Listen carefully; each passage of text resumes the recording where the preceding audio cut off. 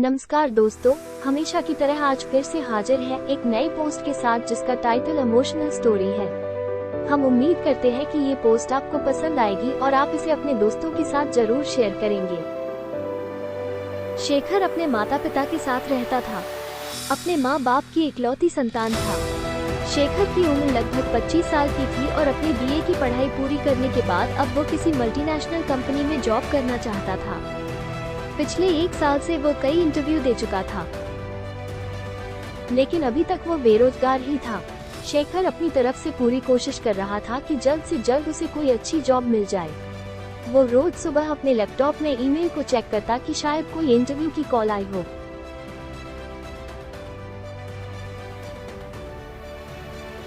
शेखर अपने माता पिता से बहुत ही प्यार करता था, लेकिन उनकी कुछ बातें शेखर को बिल्कुल भी पसंद नहीं आती थी। जैसे पंखा चलता छोड़ देने पर माँ का टोकन, बिना वजह ट्यूबलाइट जलते रहने पर पिताजी का बोलना, बेकार कागज डस्टबिन में गिरने के लिए कहना या फिर पानी का नल अगर खुला रह जाए तो पानी की बचत पर पूरा 10 मिनट का लेक्चर दे देना। इन सब टोका टोकी से शहर बहुत ही परेशान रहता था।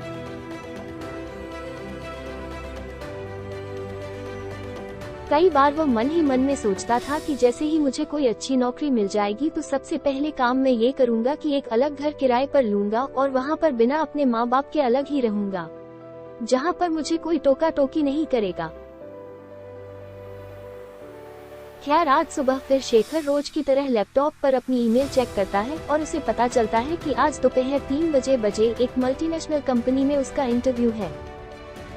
शेखर खुश हो गया कि आज तो जरूर मैं इंटरव्यू क्लियर कर ही लूंगा। जल्दी ही वो इंटरव्यू के लिए तैयार हो जाता है और अपने माता पिता को बताकर इंटरव्यू के लिए कंपनी के ऑफिस की तरफ चल पड़ता है। शेखर टैक्सी में बैठकर बिल्कुल सही टाइम पर इंटरव्यू के लिए पहुंच गया। कंपनी का ऑफिस बिल्डिंग के 3rd फ्लोर पर था। बिल्डिंग में लिफ्ट भी नहीं लगी हुई थी, इसलिए सीढ़ियां चढ़कर कंपनी के ऑफिस में जाना था।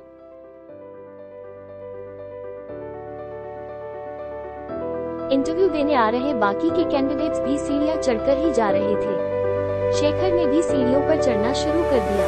उसके दिमाग में कई ख्याल भी आ रहे थे कि क्या मेरा इंटरव्यू क्लियर हो पाएगा,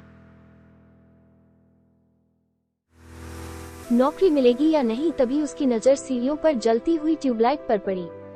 इतनी भरी दोपहरी में ट्यूबलाइट जलाने की कोई जरूरत नहीं है, माँ की यह बात शेखर के दिमाग में आ गई।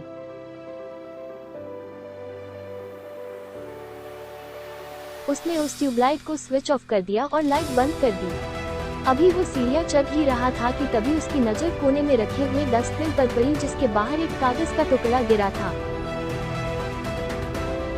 उसे देखकर शेखर को पिता की सिखाई गई सिख याद आ गई कि बेकार पेपर डस्टबिन में ही गिराना। उसने ना चाहते हुए भी वो बेकार कागज का टुकड़ा डस्टबिन में गिरा दिया। उसके बाद शेखर 3rd फ्लोर पर कंपनी के ऑफिस में पहुंचा। ऑफिस में काफी भीड़ थी। सभी लोग इंटरव्यू देने के लिए आए थे। जो भी कैंडिडेट इंटरव्यू देकर बाहर आ रहे थे वो काफी निराश लग रहे थे। उनसे पूछने पर पता चला कि इंटरव्यू के लिए ऑफिस के अंदर बुलाया तो जा रहा है, लेकिन बिना कोई इंटरव्यू लिए ही बस नौकरी के लिए ना कहकर वापस भेज दिया जाता है। कुछ तो कहने लगे कि यह सब फर्जी वाला है। जो भी कैंडिडेट इंटरव्यू देकर बाहर आ रहे थे वो काफी निराश लग रहे थे। उनसे पूछने पर पता चला कि इंटरव्यू के लिए ऑफिस के अंदर बुलाया तो जा रहा है, लेकिन बिना कोई इंटरव्यू लिए ही बस नौकरी के लिए ना कहकर वापस भेज दिया जाता है। कुछ तो कहने लगे कि यह सब फर्जी वाला है।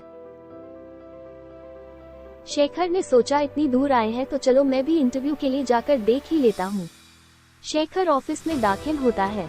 सामने की मेज पर 3 लोग बैठे थे, शायद कंपनी के बड़े अधिकारी होंगे। शेखर जैसे ही उनके सामने बैठा तो उसने अपना परिचय दिया। तभी कंपनी के एक बड़े अधिकारी ने कहा, शेखर आपको यह नौकरी दी जाती है, आप कल से ऑफिस ज्वाइन कर ले।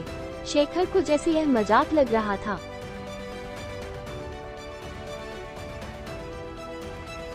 शेखर ने कहा, बिना किसी इंटरव्यू के, बिना किसी सवाल जवाब के आपने मुझे नौकरी कैसे दे दी, मुझे समझ में नहीं आया।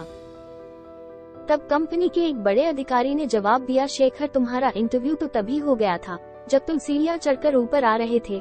या यूं कहें सभी कैंडिडेट्स का इंटरव्यू सीढ़ियों पर ही हो गया था, क्योंकि हमने सीढ़ियों पर सीसीटीवी कैमरा लगा रखे हैं और हम यहाँ ऑफिस में बैठकर सब कुछ देख रहे हैं।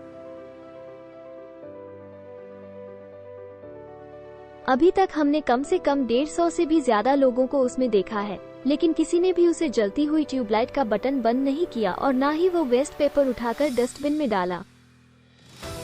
जबकि हमारा डिसीजन यही था कि वह आदमी जो ये दोनों काम करता हुआ आएगा उसी को नौकरी मिलेगी और तुमने ये दोनों काम किए हैं, इसलिए तुम इस नौकरी के हकदार हो।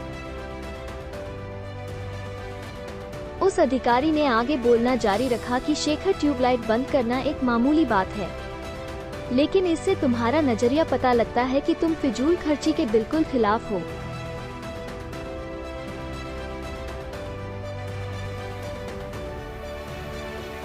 यानी तुम कंपनी के रिसोर्सेज का भी बहुत ही अच्छी तरह से यूटिलाइज करोगे। और दूसरी बात, वो तुम्हारा वेस्ट पेपर उठाकर डस्टबिन में डालना हमें बताता है कि तुम्हारे माता पिता ने तुम्हें बहुत ही अच्छे संस्कार दिए हैं, जो कि हमारे लिए बहुत ही फायदेमंद होंगे। शेखर ये सब सुनकर मन ही मन अपने आप पर शर्मिंदा हो रहा था। मॉडर्न लाइफ में भी ऐसे बहुत से युवा हैं जिन्हें अपनी लाइफ में फ्रीडम चाहिए, वो अपने सारे डिसीजन खुद लेना चाहते हैं।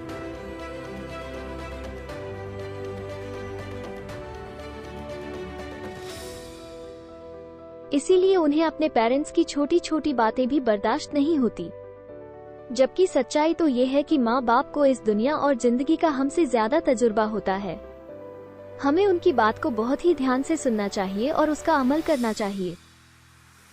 दोस्तों, आज की ये इमोशनल स्टोरी आपको कैसे लगी, ये आप हमें कमेंट करके बता सकते हैं। हम ऐसे ही कहानियाँ आपके लिए लेकर आते रहेंगे।